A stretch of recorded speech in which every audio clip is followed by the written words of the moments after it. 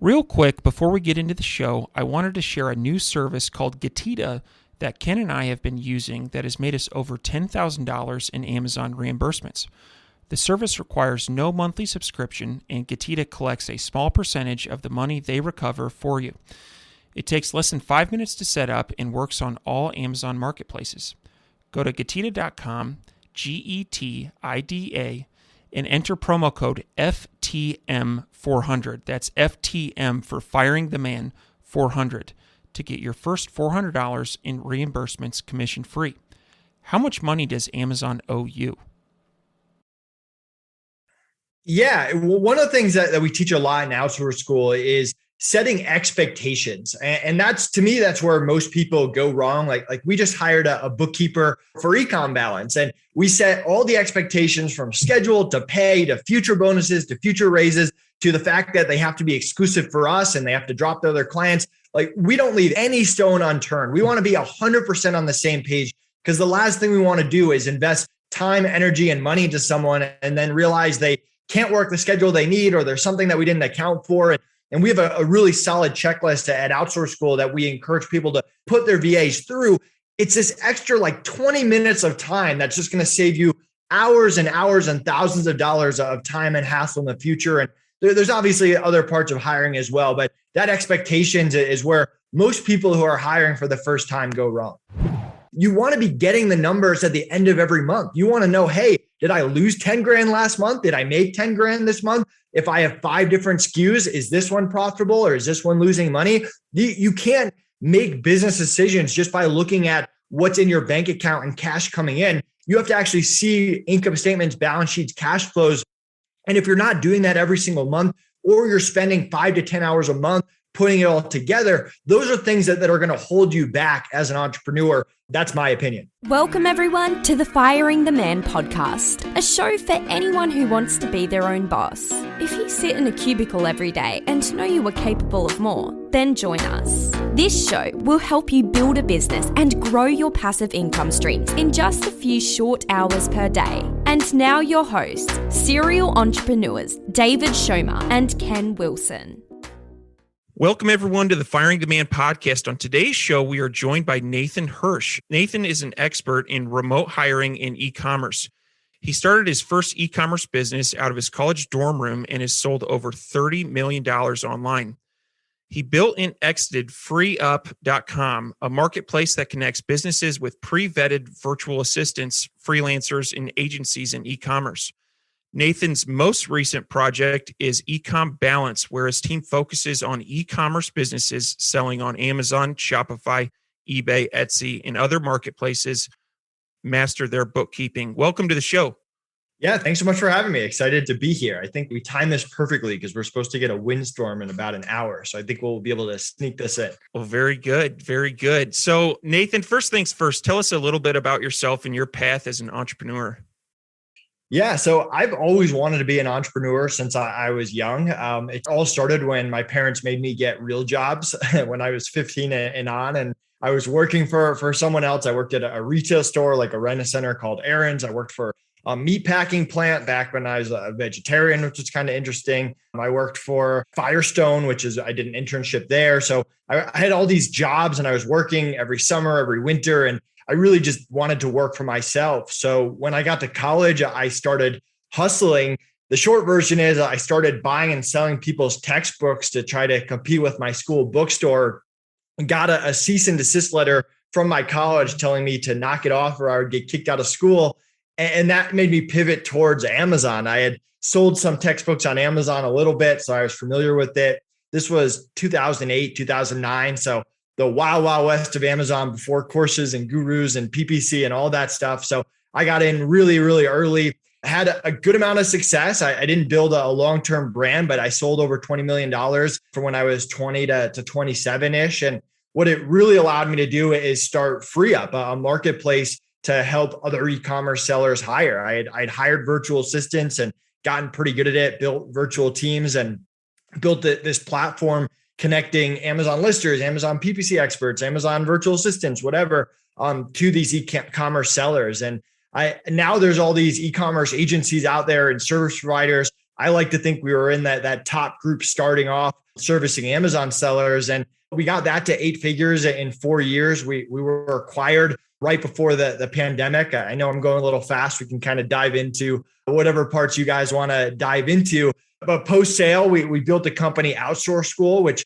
teaches sellers our systems and processes and how we hire really great people. So that's out there. And our newest venture, EcomBalance, which is focusing on the finances and helping sellers really understand their numbers and make decisions based on their numbers. And just from consulting and going through due diligence and doing our own personal and business finances, that's kind of a huge pain point that we want to help solve. So that's kind of the short version, how I went from selling books to eventually baby products on Amazon. That was my Amazon business, to starting it and selling FreeUp, to now Outsource School and EcomBalance.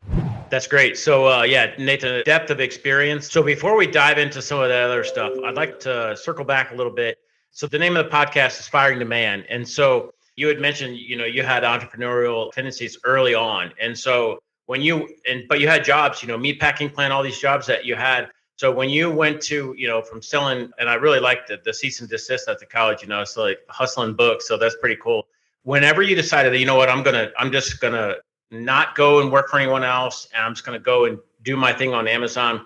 Was there pressure from your family and friends? What fears did you have, and how did you overcome those? Yeah. So my parents are both teachers, or they're retired now, but they were teachers while I was growing up. And so they always had the mentality, you get good grades, you go to college, you work, you have a retirement plan. They were always very financially savvy in terms of saving and investing and stuff like that. And then you retire and you enjoy life. And that's kind of the game plan. And they always pushed me to do well in school. They pushed me to have these jobs and to save and all of that. But I think everyone kind of grows up trying to rebel against their parents in some way. So you always want to do the exact opposite of what your parents want you to do. And I remember going to these jobs and my Firestone internship. It was a great internship. I was making $12 an hour, which was unheard of for a 16-year-old back in 2009. And it was this great opportunity. My parents were so proud of me. And I just hated every second of being there. I didn't like being bossed around. I didn't like being told what to do. I didn't like having to wake up early to get there. And every second I was there, I didn't want to be there. And when I got to school, I pretty much told my parents that I'm going to be quitting this internship within the first few years. I originally told them, I was like, hey, like all these student loans and stuff, can I just like take this money and start a business with it? And they shot that down pretty quick. So it was kind of up to me to prove to them that I could start this business. And even fast forwarding, when I quit that internship, my parents definitely didn't want me to do it. They wanted me to go the safe route and have the job and have the benefits. I had some job offers graduating college. I had this Amazon business and job offers, and they really wanted me to take the job and maybe do Amazon on the side and have that security.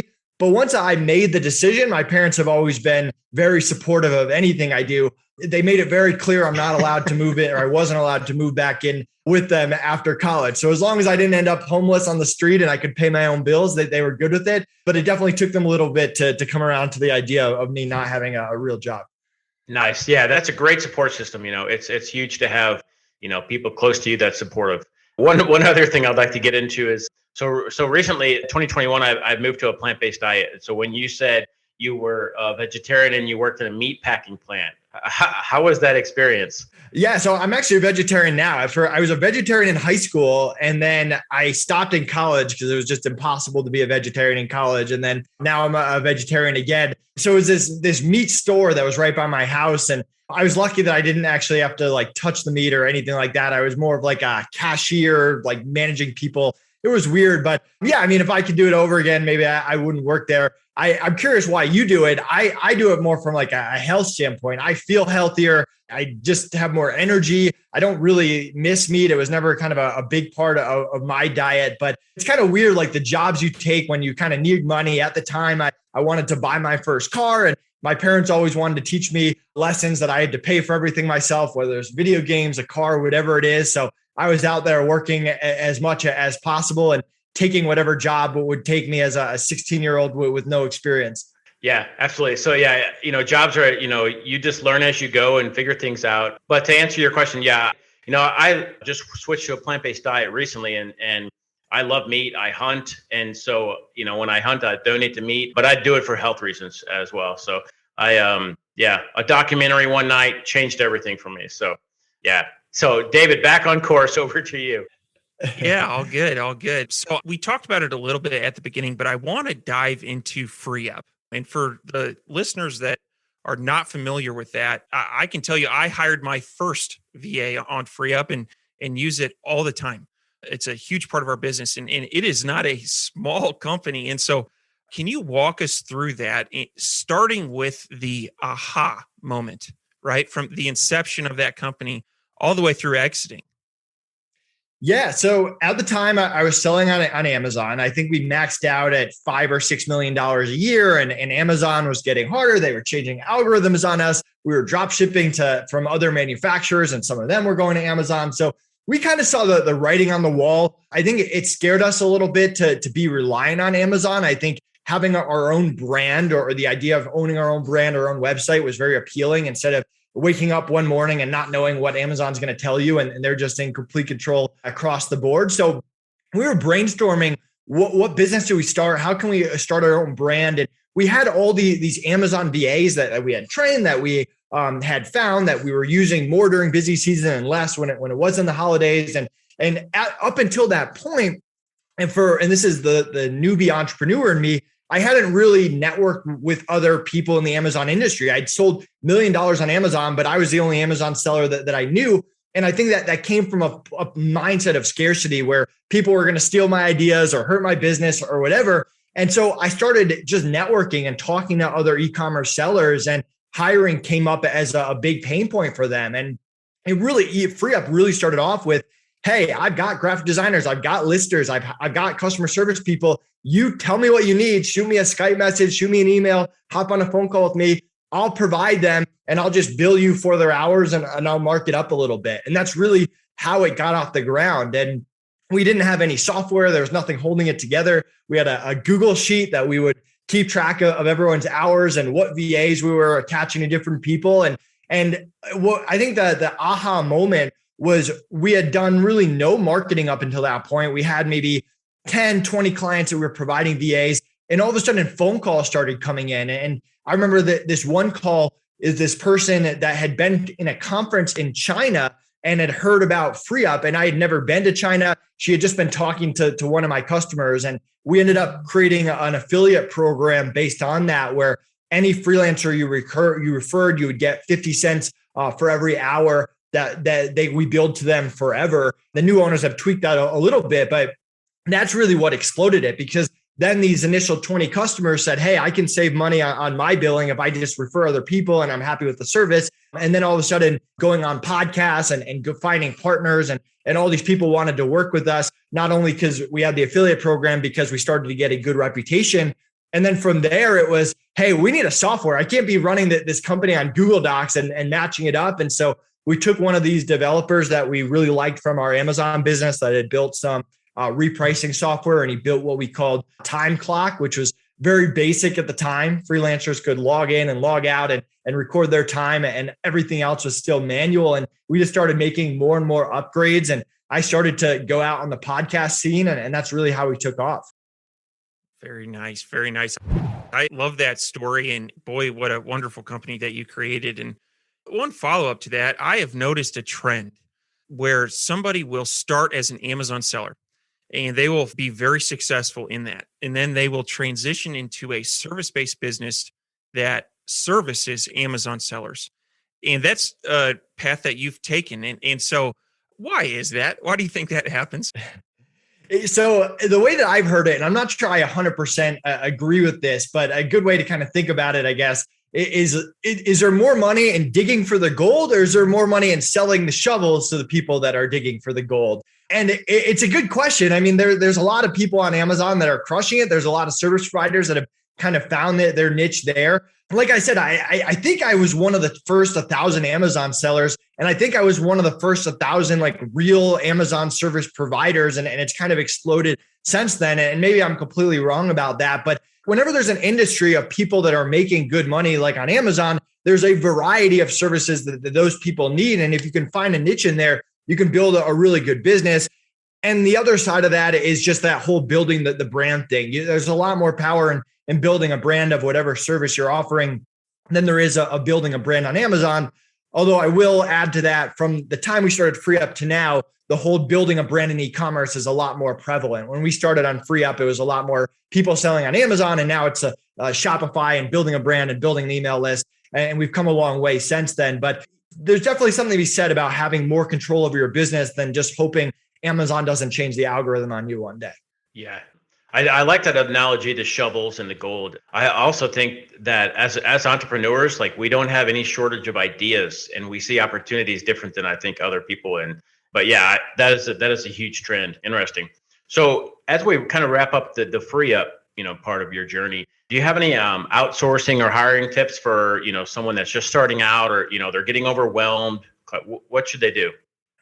Yeah. One of the things that we teach a lot in outsource school is setting expectations. And that's, to me, that's where most people go wrong. Like we just hired a bookkeeper for EcomBalance, and we set all the expectations from schedule to pay to future bonuses to future raises to the fact that they have to be exclusive for us and they have to drop to other clients. Like, we don't leave any stone unturned. We want to be 100% on the same page, because the last thing we want to do is invest time, energy, and money into someone and then realize they can't work the schedule they need, or there's something that we didn't account for. And we have a really solid checklist at Outsource School that we encourage people to put their VAs through. It's this extra 20 minutes of time that's just going to save you hours and hours and thousands of dollars of time and hassle in the future. And there's obviously other parts of hiring as well, but that expectations is where most people who are hiring for the first time go wrong. Very nice. Very nice. All right, now let's pivot a little bit and talk about EcomBalance. Where was the aha moment there, and talk about building that company? Yeah. So I think as a young entrepreneur running an Amazon business, we didn't really know finances. We had to slowly learn how to do it and do it properly and understand our numbers. And with FreeUp, we really hit the ground running with it. We had clean books from day one. We hired a great bookkeeper. We were on top of billing clients and charging freelancers in every single possible KPI. And that really helped us during due diligence. For those of you that listening that have sold a company, there's a trust factor. And one of the ways you build trust with someone buying your company is you understand your numbers, and the numbers that you're telling them on those initial phone calls match up with the numbers that are actually on the documents and in QuickBooks or Xero or whatever you use. And that really helped us. And I remember going through due diligence, and it's a very long process. The buyers would send over 25 questions, but we would answer them so quickly. And I remember them telling us that no business they had bought was responding so fast. And most of these due diligence questions are finance or numbers related. And we just had all these at our disposal ready to go. So that really helped us. And that was a learning opportunity for us. Post FreeUp, running Outsource School, one of our most popular trainings inside Outsource School is our bookkeeping formula, which shows you how to have a VA do your books every single month. So that was popular. And then we also started doing consulting, which we learned pretty quickly we didn't love being consultants, and we love building businesses more than that. But the common theme among all these e-commerce businesses and e-commerce service providers that we would consult with is they didn't know their numbers, so we couldn't make decisions based on their numbers. So we would spend the first month or two revamping their bookkeeping, revamping their finances, revamping the reports they were getting, meeting with them to go over their numbers and understanding every little thing. So that kind of gave us the idea of, hey, can we do this and actually provide a bookkeeping service to e-commerce sellers and people in the e-commerce space? So we started interviewing e-commerce sellers. This is kind of how we start most of our businesses. We did this at FreeUp too, where we would just learn everyone's pain points, and we would just ask people, what e-commerce bookkeepers do you know? Where do you struggle with your numbers? All that kind of stuff. And we just learned what that perfect bookkeeping service would look like. And I think we both realized that there was a market for it. And all the past ideas we had about finances, we didn't love. I mean, we take a lot of pride in our personal finances and stuff like that, but we didn't want to sell a personal finance course or all these other ideas we were floating around. So we decided to launch this bookkeeping service for e-commerce sellers. We hired a team. We snagged this great head bookkeeper right here in Denver, Colorado. She was a seller herself. We got her from a retail company. We started building processes. We launched a beta where we're giving out some free bookkeeping to, if people would let us go through and give us time and patience to build out our systems and tweak things and figure stuff out. And now we've kind of gotten through that and hit the ground running. But it all kind of stemmed from from going through due diligence and getting into other people's books and making changes and kind of the 10 years of being an entrepreneur and understanding how important knowing your numbers and making decisions on your numbers really is. Sorry to interrupt the episode. You may have heard Ken and I talking recently about a new tool that we're using for Amazon refunds. Now, I have used other refund tools like this. However, I can tell you in the first 7 days, they scrubbed the back end of my Amazon account going back 18 months and found $5,000 of refunds. And the nice thing about this is it's my money. Amazon made a mistake and they are just auditing my account. The other thing I really like about this tool is there is no monthly fee. They only charge a commission if they are successful in getting you your money. Go to getida.com, Getida, and enter promo code FTM for Firing the Man, FTM400. This is an awesome tool. Can't say enough good things about it. Now, back to the episode. Yeah. So Nathan, I think it's incredible that, your background, you have a wealth of experience in e-commerce and now you're kind of marrying that up with bookkeeping and then providing that service. I think it adds a huge value having someone with experience in that field. A horror story of mine when I first started, 5 years ago, I hired like a brick and mortar, like CPA and said, "Hey, I'm doing this online business thing." And he was just kind of like looking at it like, okay. And then fast forward 6 months, I had to go and find an e-commerce bookkeeper, and then they had to unwind all the stuff that he did. And so, yeah, horror story. So I guess my question to you is, whenever someone's first starting out, in e-commerce, should they get a bookkeeping service day one, or can they wait 6 months or a year? What is that timing for that? Yeah, and I had the exact same experience. You made me think of the first CPA I fired, which luckily I've had a great CPA for 10 years, and EcomBalance does bookkeeping right now, not tax. But yeah, he just didn't know e-commerce, and it created a mess, and it wasted a lot of time and money and effort, and we had to redo everything. So it's funny we got there. So here's kind of my mentality. There's certain things you want to get off your plate if you're serious about being an entrepreneur, because most entrepreneurs are only good at like 1 to 3 things. And especially Amazon wise, like you might be good at sourcing products or good at PPC or good at creating listings or whatever it is. Chances are you're not good at bookkeeping. And any time that you spend doing bookkeeping, one, it's pulling you away from the stuff you should be doing that actually grows your business and increases profits and all of that. But two, you're probably not doing it right. And it's probably just going to have to get redone later. I know that was my first experience when I was doing books for my Amazon business. I was a 20-year-old. I had no idea what I was doing. And what happened was 2 years later, I just had to pay someone to redo it anyway. So there are people that are maybe doing it on the side or that have a limited amount of funds and they know what their funds are and they can't afford that bookkeeping service. But for the most part, whether you're hiring EcomBalance, or you're hiring some VA to do it or whatever it is, it's one of those things you want to get off your plate early so you can focus on other things. And you also don't want to be in that habit where you're just waiting until the end of the year and then you're doing it all and passing over to your accountant. You want to be getting the numbers at the end of every month. You want to know, hey, did I lose 10 grand last month? Did I make 10 grand this month? If I have 5 different SKUs, is this one profitable or is this one losing money? You can't make business decisions just by looking at what's in your bank account and cash coming in. You have to actually see income statements, balance sheets, cash flows.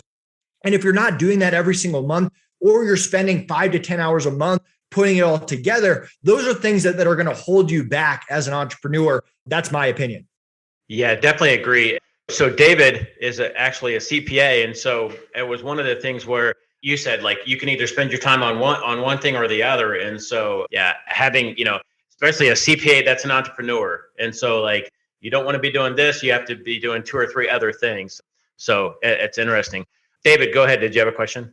Yeah, absolutely. So one question that I have for you is on how to use financial statements. So there are probably some listeners that have a bookkeeping service right now and they get their P&L and they look at net income and they either smile or frown. What are some things that, as someone is growing and scaling a business, what are some things that they can look at or, glean decision useful information from their financial statements? Yeah, great question. And this is kind of where I think me not being a bookkeeper myself brings a unique perspective to EcomBalance, because And David, I'm sure you see this where the CPA and the bookkeeper sometimes speak a completely different language than the entrepreneur, and the entrepreneur doesn't get the information that they need to actually make decisions. And I think that's part of what we can do at EcomBalance is making sure the entrepreneur is getting only the information they need to make decisions. So in terms of those reports, yes, you got the income statement, the balance sheet, the cash flow. One of the things that I like to look at is trends. What's going on month to month? One thing I learned back at Firestone is every year they were comparing today with the exact same day last year. And that might be a little crazy in e-commerce, but you can do it month to month. I know. So today when we're filming this is the 15th, that we just got our income statement for my two companies from the previous month. So the month ends, and within 10 days, we gave our team a little bit of extension this month because we're doing some stuff. We get our reports, and then we're seeing, hey, how did expenses look compared to last month? For e-commerce, you look at cost of goods sold. For different revenue streams, if you're selling on Amazon and Shopify and eBay, how did each one compare to the previous month? And how did it compare to last year? This is your third busy season, your third Black Friday, Cyber Monday. You want to be able to compare how did that look to go along with, hey, are your expenses going up even though your sales are going up? Are you able to go have expenses go up at a slower pace? These are a lot of those comparing and looking at trends has to be part of it, not just saying, oh, I made 20 grand this month. Great. Like, let's move on to the next task. Yeah, no, that's huge. Like David mentioned, every month we get our statements in, and kind of it should be a great month. It should be a bad month, but you never really know until you have those documents, and then you're looking at them, and then just like you mentioned, Nathan, that you can make better business decisions when you have the data versus when you're just operating blindly. So one other thing here, you mentioned, does EcomBalance? Do you guys handle like all the major marketplaces, Walmart, Amazon, Shopify, eBay? And how does that, how does your team get all of that information and manage all of that in your statements?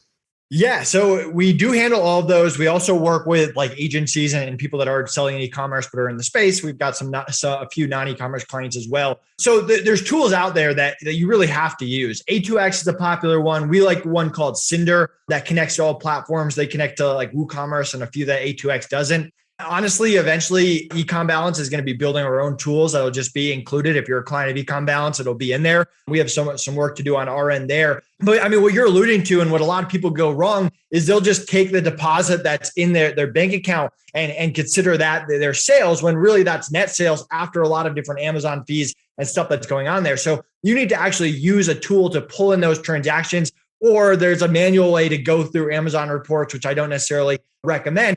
But you need to be making sure that you're getting actual real numbers and not just the net that's going into your bank account. And every platform is a little bit different. Amazon is the most complicated one, but that's different than WooCommerce. It's different than Shopify.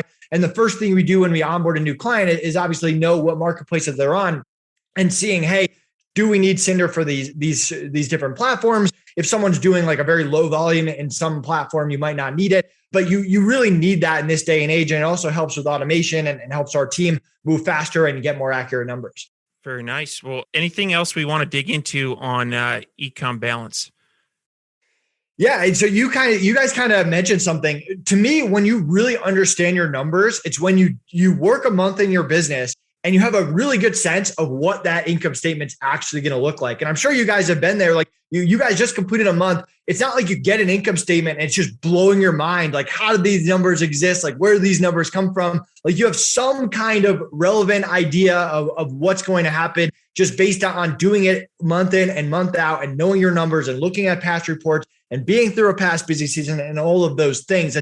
And that's kind of the point that where you really understand your numbers. And yeah, there might be like a surprise here, or your expense went up, or maybe your employees like worked a little overtime, whatever it is. But to me, like, you have to understand the numbers of your business. If you're talking to someone, and I'm sure you've seen this, David, as a CPA, when someone walked in your office and they're telling you about their business, they need to know exactly what's going on, and it should match what actually you see when you dig into those QuickBooks. It's very hard to run a business when you don't understand the numbers. It's the blood, the life of your business, and everything else, from the marketing to the sales to all the stuff that's a little bit more sexy to entrepreneurs out there. It's all based around the numbers. If you don't understand it, it's very tough to do everything else. Very nice. Very nice. Now, one thing I want to take a step back and talk e-commerce industry more broadly. and kind of set the stage for this question. In my hometown, the barber, he was the guy that everyone went to gossip. He kind of had like the inside track on what was going on in town. And I have always felt like either a bookkeeper or those involved in the bookkeeping industry who like can see behind the scenes, in terms of what's actually working, like on paper. I'm always interested to ask people in this industry, where are there opportunities in the next 3 to 5 years in this industry? What seems to be working and what may be dying? Yeah, it's a great question. And I'm not sure if I'm the best to predict the future, but I think we've seen like the Thrazios of the world who are buying up all these Amazon businesses. And I know a lot of people that are kind of in between. Do I sell? Do I keep going? And to me, I'm super curious how that plays out. You have these huge funds buying up companies in masses. And I know a buddy of mine who I actually play poker with on Wednesdays. I'll see him tonight. Works for Thrazio, and they kind of, and I don't want to speak for him, but I know they kind of factor in that a certain percentage of these companies they buy are going to do really well. A certain percentage of them aren't going to do that well. A certain will kind of stay the status quo. And there's an economy of scale aspect of, can they create the right systems and processes that are going to work across the board, from PPC to bookkeeping to listing optimization, all the stuff that Amazon sellers do. And how successful these gigantic funds are, I think, is going to decide a lot of the future of e-commerce. And I think a lot of people have this given that these companies are just going to succeed and crush it and that everything's going to go well. And I'm not predicting their demise, but things don't always work out the exact way that people think they are. So I think that's one big piece of it. I think growing a brand, which we kind of already touched upon, I don't necessarily need to go over, is huge. The companies that have a following, have a community, have a good email list, have influencers promoting them, those are the ones that are crushing it. And then the other trend, which I'm sure you guys know, are just the pay to play. Like by this point, if PPC is not a big part of your business, you're going to start missing out to people. Amazon's focused on it. The days of me selling on Amazon and throwing a product up there and getting it to sell are a way of the past, especially with Amazon cracking down on review manipulation, although they've been saying that for a while now. I think all those are kind of the factors that at least I'm following over the next few years. Very nice. Very nice. I always like to, you're the barber of the e-commerce industry. And so good to get the insight there. So anything else before we get into the fire round?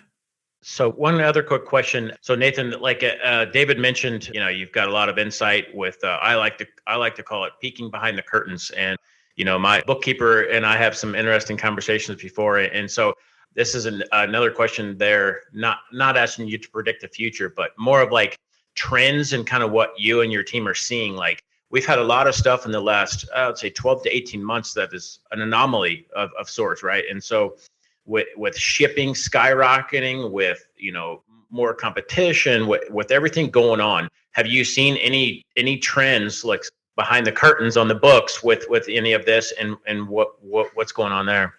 Yeah, so predicting inventory and predicting cash flow are just 10 times more important than they were even 2 years ago. I mean, the people that we work with that are on top of their stuff, they know exactly how much cash they're going to have during slow seasons. They know what they're going to make during busy season. And same thing with inventory. I mean, you have to get those predictions right. You have to be able to order inventory to the right place. There's people that had a worse busy season they thought because they sold out or their inventory didn't show up on time. And who knows how that kind of resolves itself over the next years. But the people that I've seen that are struggling compared to success, it pretty much came down to inventory and cash flow predictions.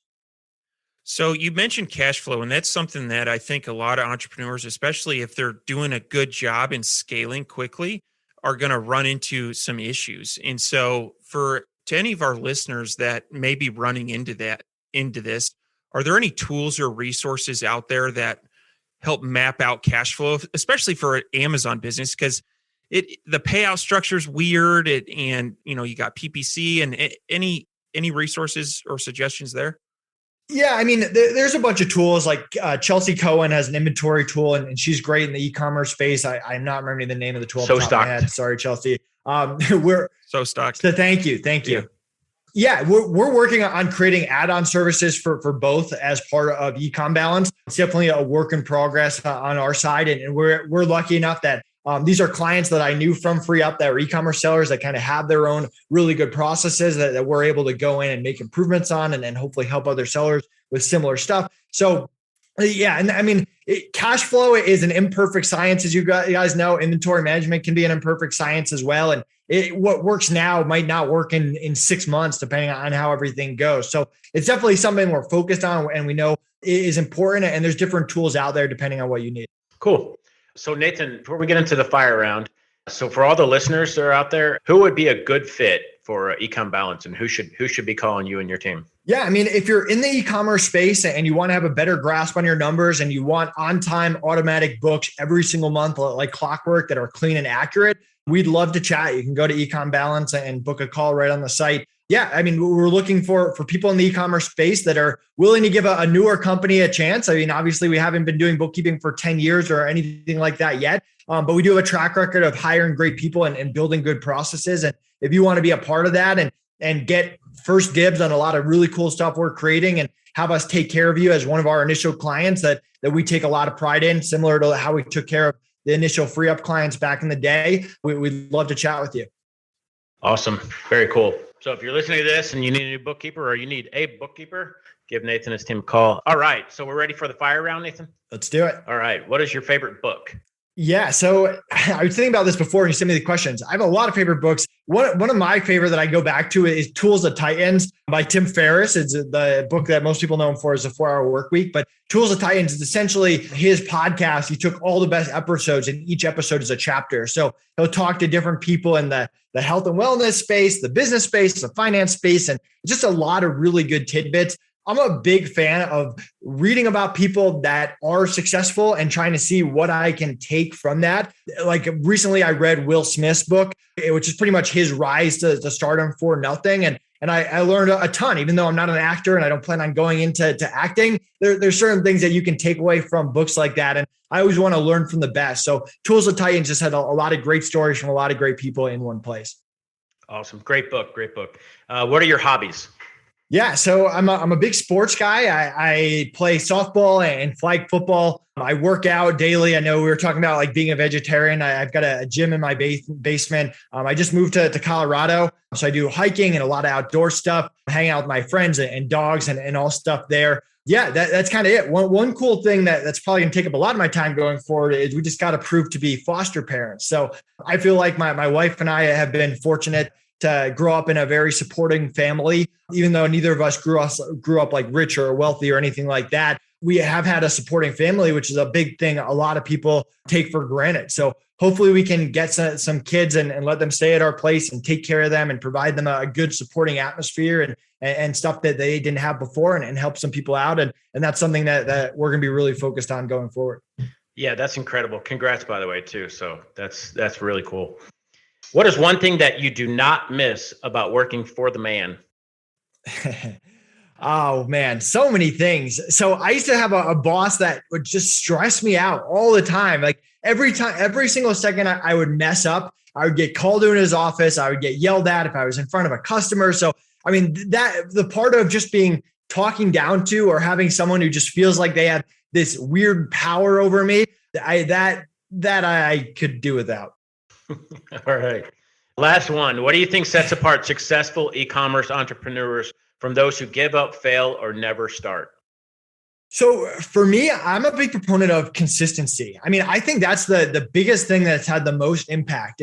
I don't do like huge projects where I'm just working 20-hour days and I'm just accomplishing tons every single day. Like if you look at what I accomplished like today, like I'm going to do a podcast, I'm going to chip away at a project, I'm going to reach out and connect with a few people, I'm going to meet with my team. It's small, consistent actions that you're doing every single day. And like podcast outreach and partnerships is a perfect example of that with FreeUp and doing it now with EcomBalance. Every day I would reach out to 5 blogs. Every day I would reach out to 5 podcasts. Every day I would reach out to 5 influencers, and 4 to 5 of them would reject me or ignore me or respond to me 2 months later or whatever it is. But when you're consistently doing it over and over and over and over, eventually you make progress and you get to be known in a space. You get to be looked at as an expert. And I think a lot of people give up on that consistency. Okay. Yeah. Excellent advice. David, you want to close out the show? Yeah, absolutely. Nathan, how can people get a hold of you and your team at EcomBalance? Yeah, so I'm super easy to contact. Nathan Hirsch on any social media channel. You can go to EcomBalance.com. You can book a call with me there. You can check out Outsource School and everything we have going on there. My team is super easy to contact. They're awesome. They're nice. They were trained by me. I'm easy to contact as well. And appreciate you guys having me on, and thanks for the support. Very nice. And we'll post links to all that in the show notes. But Nathan, wanted to thank you for being a guest on the Firing the Man podcast, and looking forward to staying in touch. Yep. Yeah, thanks so much. It was a lot of fun. Thank you, everyone, for tuning in to today's Firing the Man podcast. If you like this episode, head on over to firingtheman.com and check out our resource library for exclusive Firing the Man discounts on popular e-commerce subscription services. That is firingtheman.com/resource. You can also find a comprehensive library of over 50 books that Ken and I have read in the last few years that have made a meaningful impact on our business. For that, head on over to www.firingtheman.com/library. Lastly, check us out on social media at Firing the Man and on YouTube at Firing the Man for exclusive content. This is David Schilmer and Ken Wilson. We're out.